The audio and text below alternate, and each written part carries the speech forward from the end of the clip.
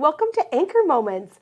I'm so excited. This is January 2020, and I have a special guest today who started her own company called Career Connectors, and she is going to not only tell us how God brought her to that career, which is an awesome story.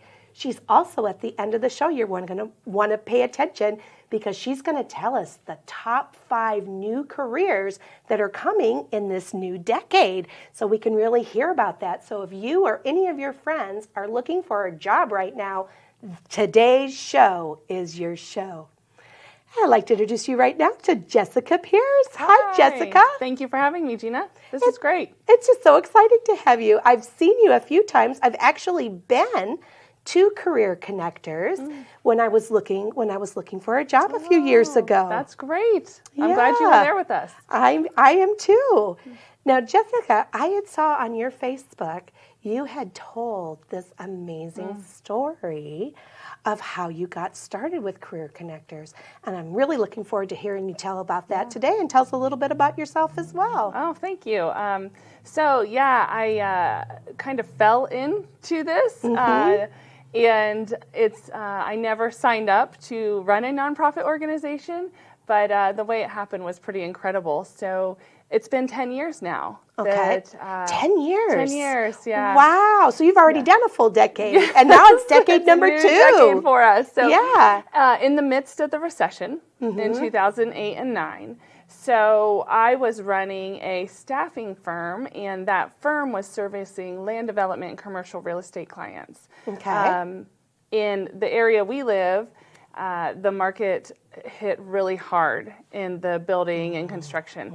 And so in May of 2009, basically all of our clients either went out of business or went to very, very minimal workforce because the banks stopped lending. Oh my gosh. So when the market hit with the banks. And so what happened then was we decided to close down our business. And then at the same time, my husband, who is also a recruiter, was laid off 3 times in 6 months. Oh, and so, you know, we always laugh. We were saying we were living the dream. We were in the house. We had the 3 kids, still have the 3 kids. Oh, yeah. You didn't throw them out in the recession. I think they thought at a time they might go. Everything else was going. Everything was going. But so what ended up happening is we short sold our home. Okay. And we moved and we're renting. And at the time, our kids were 10, 2, and then an infant. And so we were right in the midst of raising our kids. And we moved, we're looking for jobs and just did not know the next step. We'd never been in this place. And we're educated, we've worked, have great experience, but all of a sudden, layoffs are happening all over the place. Yeah, and then there's a whole bunch of people that are skilled that are looking for the same jobs that you're looking for. That's right. The market, there were so many people looking for jobs. And so I noticed that my friends who are incredibly talented were getting laid off left and right, asking me, I don't even know how to write a resume. What can I do? Yeah. And I was like, oh my gosh. So I was kind of trying to help them here and there. Went to bed one night. This is May of 2009. Okay. And just praying, what am I going to do here? How are we going to live? How are we going to take care of our family? And so went to bed that night, and the next morning I woke up. It's so vivid to me, and I will never forget this. I woke up and I said to Mark, my husband, I know what I got to do. And he says, oh my gosh, thank goodness, because we have lots of bills to pay. And he's he's what are you thinking? And I said, I'm going to volunteer.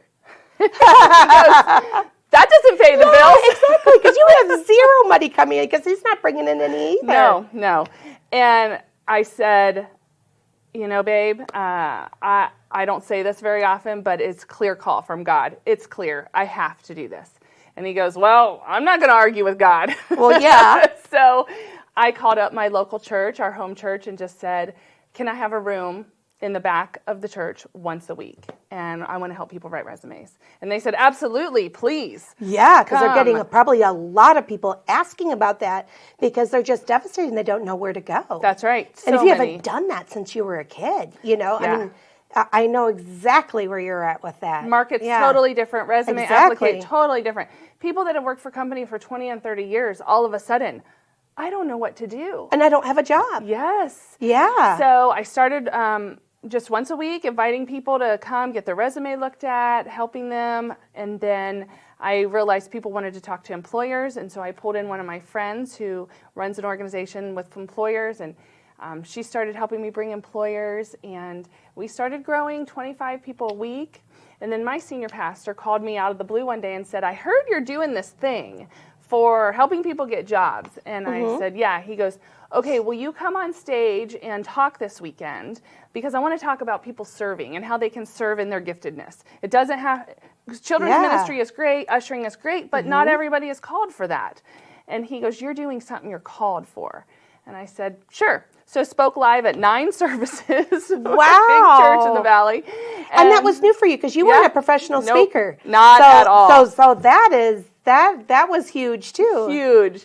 So the next morning, I had actually, during this time, we're now in, I kicked off, May was the time I got the realization. We kicked off in August, and this is now October of 2019. Wow. So in October 2019, I went on stage, spoke. I was working a contract position, got called in the middle of my shift from the church, and they said, Jessica, there's a line around the church. And I'm like, what do you mean? They go, people are here that need jobs. Oh, so this was 2009. This is 2009. No, 2019. 2009. I'm 2009. Sorry, 2009. So 10 years ago. 10 years ago. And I was like, what do you mean? And they said, the radio station is here, the news station, and there's a line. So I go, I'll be there as fast as I can. So I show up, and there's 250 people showed up that day. We went from 25 to 250 in one day. Wow. Of people needing help.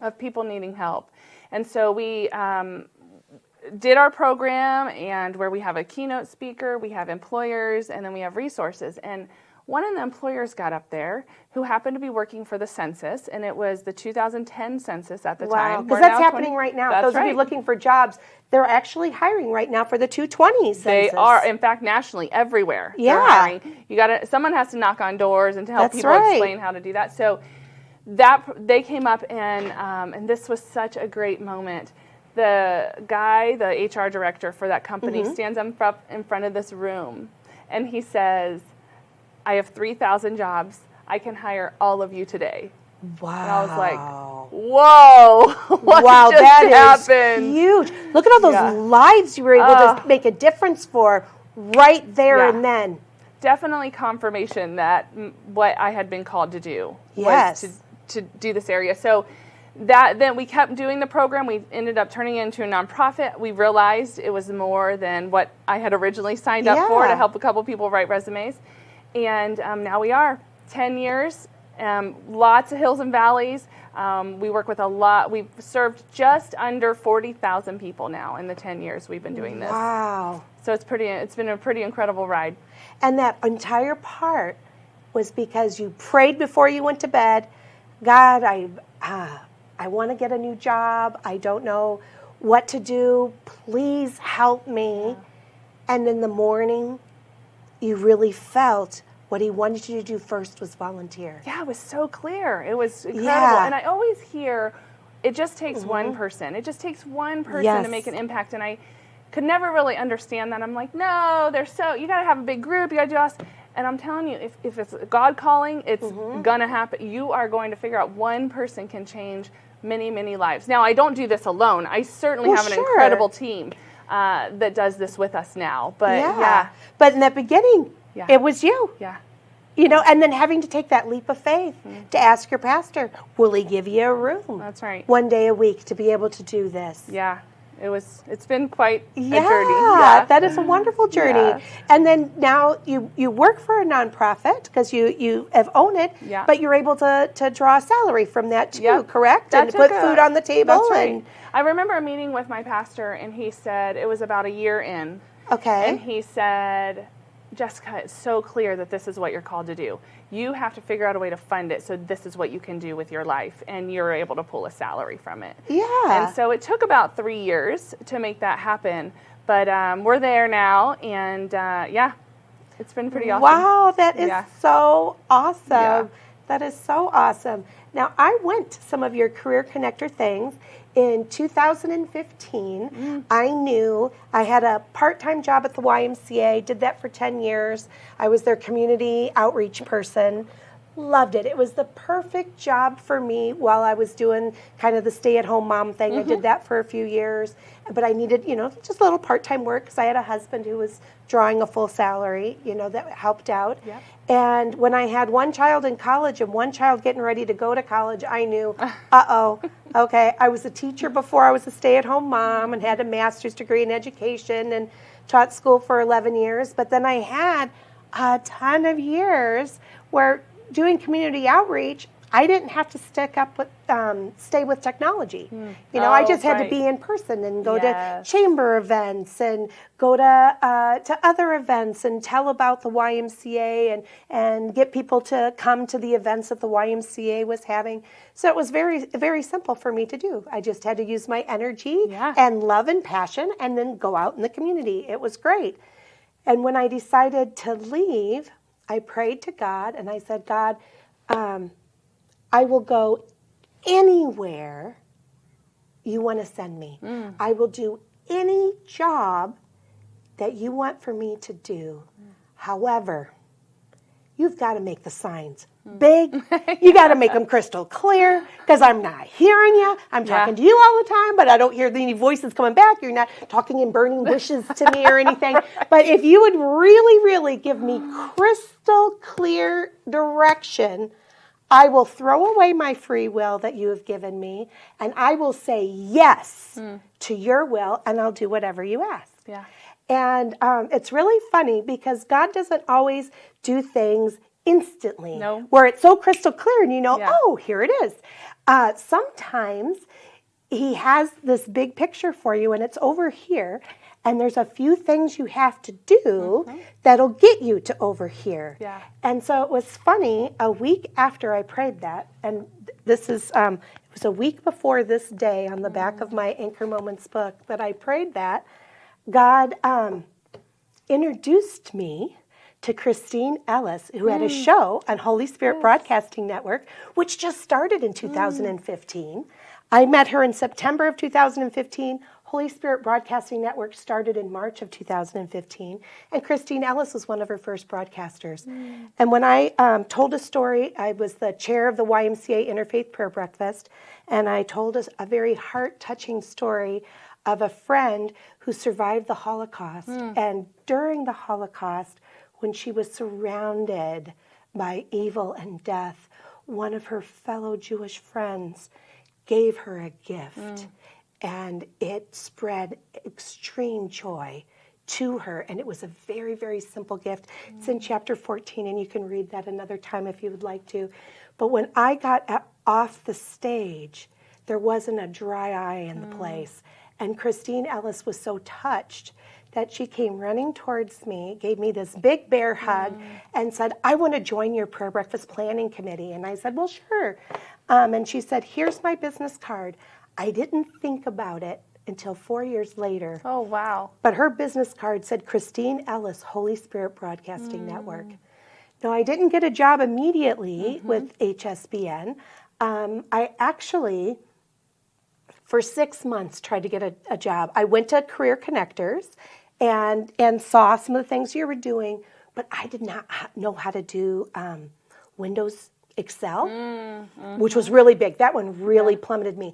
I would get job interviews like at ASU to be a program director and things that all of my experience with event planning and all of my experience as a teacher and my master's degree, I would get the interview and they would be smiling at me and they would be liking me, and then they'd ask that dreaded question, how proficient are you in Microsoft, especially in Excel? And then I had to tell them, I don't know how to do the magic math. I've seen Excel spreadsheets before, and if someone else does the magic math to make things happen, I can type in and add data, but I don't know how to create those charts. I don't know how to make it do its magic math. And you could just hear, wah, wah, wah, wah, next, I'm out. And so after 6 months of not being able to get a job, I went to my community college, and I was able to take a class in Microsoft, so I could. So now I know how to do the magic math, and I could do that. And the second I was done, I met a lady, Jennifer, who's going to be on my show in a couple of weeks. Will be on my show. She said, Gina, I work at Matthews Crossing Food Bank, and it's a really amazing place, and I really want you to meet our executive director. And so I said, sure. She said, will you go on a tour? And I said, okay. And so I go on the tour.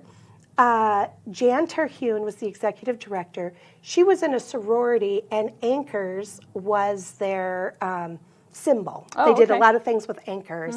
And I told her I had a blog called Anchor Moments, when she was giving me the tour. And she's like, really? And then she looked at me and she said, Gina, I know God's telling me right now I have a job that I need to give to you. And it's to be the community outreach person for Matthews Crossing. And she said it'd start off as part-time, but later it could develop into a full-time position. And we need someone to plan our gala. Yeah. And so I got a position at Matthews Crossing Food Bank. And it was wonderful, except it's such a small, there was only like 5 staff members. And they have about 100 volunteers. It's an amazing food bank, super awesome. But with so few staff, there was no benefits, no health insurance, all that kind of stuff. And I was still kind of where I was at the Y.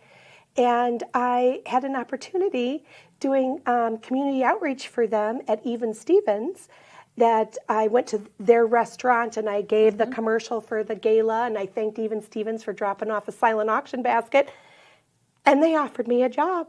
And I told them, I can't. I've just got this job at Matthews Crossing, but maybe in the future. And they took my information, and they liked hearing all about Matthews Crossing, so I got them attached to the Even Stevens that was in Tempe at the time. And they used to do a thing where every sandwich you buy, they would donate one to 4 nonprofits per store. So because I'd been there, I was able to get Matthews Crossing on their radar, and they were got attached to an Even Stevens. And once they got attached, 2 weeks later, they said, "Okay, Gina, we took care of your Matthews Crossing, and now we want you to work for us." And so I worked for them. Absolutely loved it. It was my job to get the staff members to volunteer at the different nonprofits that we would give free food to. But gosh darn it, they grew too fast. And their first 2 restaurants took off like gangbusters, and they were profitable and really awesome. So in the next 2 years, they opened up 18 more stores to where they had 20 stores. And that's too many. So if you do, for those of you out there that are thinking of starting your own franchise or whatever, and they didn't even do it as a franchise. Actually, they were all corporate owned. So they owned all those stores, but they had to get a ton of investors to invest money to open them up. Don't grow too fast. Take your time. As soon as your one company, your one piece is profitable, then open up one new store. And when that one's profitable, then open up your next. But don't just jump in. Because it doesn't work that way. And they went out of state. And once the ones they had in Utah where they originally started did great. And so then they started to take it out to a bunch of other states. And just too much. And it was too much. Yeah. And they folded. And I will tell you, crushed me. When I got laid off because they were closing the stores, I had posted on Facebook a picture of a sunrise, and I said, I'm going to start a new chapter of my life. And one of my friends says, oh, how exciting. What's the name of this new chapter?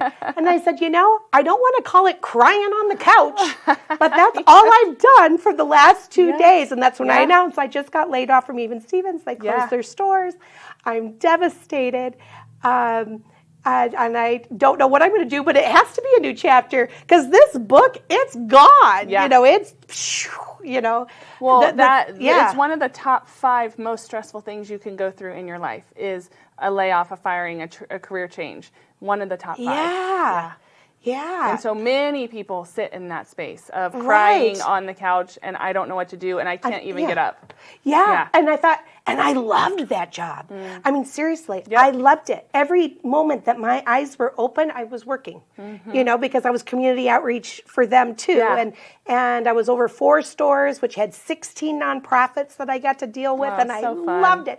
I was just totally in my I was working with all of my talents, and it was just fantastic, but it wasn't enough. That's right. And so it was just heartbreaking.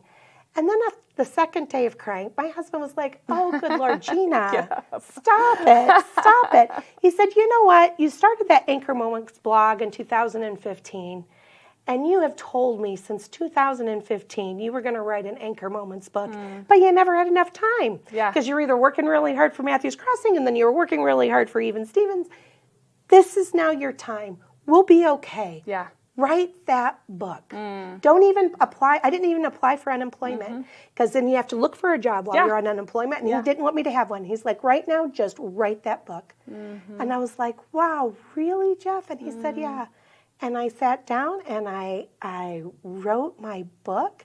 And once it was done, and while I was writing it, Christine Ellis kept telling me, hey, Gina, you should be on my show on Holy Spirit Broadcasting Network. It's an international Christian show. And I told her, that as soon as my Anchor Moments book is done, I'll be on your show. Well, my book got finished, and it had only been out for a couple of weeks. And I got to be on Christine's show. That's great. And it was so funny because I'd been such good friends with her since 2015. I forgot that's where we met. Yeah. And when I was showing the book and the back, Christine was like, oh, yeah, that was the day I met you, Gina. And I was like, wow, that's right. And you'd given me your card. Yes. When the show was done being taped, Apostle Andy and his lovely wife, Anne Marie, they're the station owners. They said, Gina, we've been praying for a long time to give a show to somebody who's Catholic, and we'd like to give you a show. And so, fantastic. Yeah. And so, boom. So even though in 2015, when I got that sign, it wasn't ready for me until 2019. And now I have the Anchor Moments show. And I'm writing my second book, and I'm going to be putting a lot of different times that I've seen God in my life when working for nonprofits and volunteering for them. And it's going to have kind of an Even Stevens theme to it. So I really did need to have that job at Matthews Crossing, because when you work at a food bank or volunteer there, you see God. I am telling you, you see God. Yeah. He shows up in a lot of ways. That's right. And so I've got all these stories from there and others, and I'm going to give $1 back from every nonprofit that I mention in my book, that if someone, when they order the book, they'll be able to put in a coupon code, and in the coupon code, if they put the name of their favorite nonprofit in the book, I'll give them $1 from that book. So isn't that neat? So great. The whole coming Yes. together. But yes, and I went to your Career so Connections great. too, and I love your speakers. It was Yes. just awesome. Yeah, we have awesome speakers. I wanted to park on real quick 2 things you said, because I wanted to just throw out a couple tips while we're talking today. But 2 right now is good, because 1, I always tell people, specifically believers, cover it in prayer. Yes. The whole journey, whatever it is, cover it in prayer. That's one tip. The other one is, people don't like the word networking, but exactly what you did is networking. It's being kind to people. It's talking to them. It's building friendships. And the best jobs, the best ones, come through someone who knows someone who knows someone who knows someone. And that is what happened to you. Yes. And how you got pulled back in to get this offer. So that's exactly an example of how the power of networking works. Cool. And I was just going to ask you now if you could share the rest of those tips. Oh, yeah, sure. So the other one is to have a really targeted and well-done resume. Okay. So it's no longer the days of list everything on your resume for eternity. You stick to about 10 years, and you target your resume for the job. And so the resume, even though it has your name on the top, it's not really about you. It's about the employer and how they could utilize you in their company. So that's another tip. And you need to use keywords from their job description and throw some of those keywords in yours, because sometimes it's computers that read your resume first. Yes, those are called applicant tracking systems, absolutely. Yes. You have to have those keywords or you'll never get through the applicant tracking system. Another one is we talked about networking and getting out of the house. And so meeting people, tell your friends that you're looking for something new. Get on social media. That's and right. let people know. Don't hide it. Don't do this alone. We're not meant to be alone. We're meant to be in community with people. And so whenever somebody's going through career transition, one of my first questions is, have you told anyone? Who's walking this journey with you?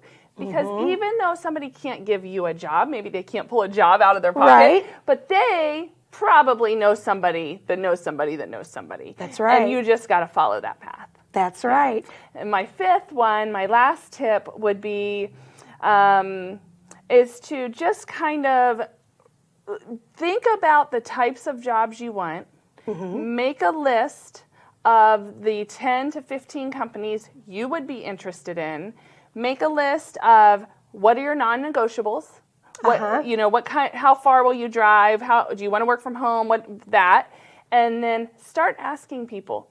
Hey, do you know anyone at this company? Do you know anyone at this company? Do you know anyone at this church? Do you know anyone here? And that's how the networking ends up connecting you to somebody. Oh, that's great. Yeah. And what you did too, volunteer. Yes. You can volunteer. And you know what? Such a good one. If you don't even know where to start, pick a church. Yeah. Even if you don't normally go to church, try some That's out. right. Church shop. Go to some churches, meet some friendly people, and get involved. Yes. And there's always things that you can do. Churches do things at food banks and other places too. But so get volunteering involved. is a great option.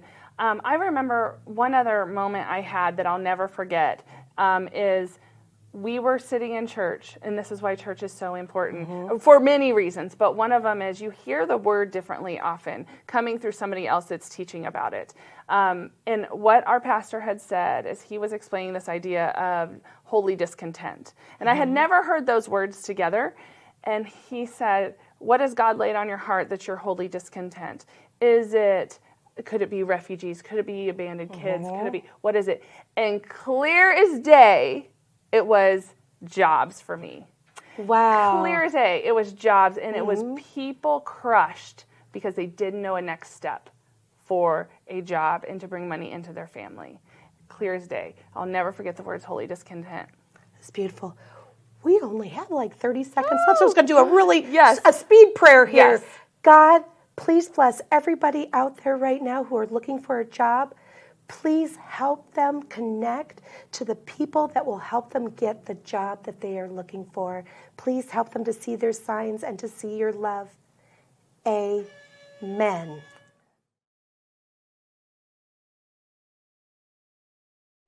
The preceding program was brought to you by the Holy Spirit Broadcasting Network, HSBN Television.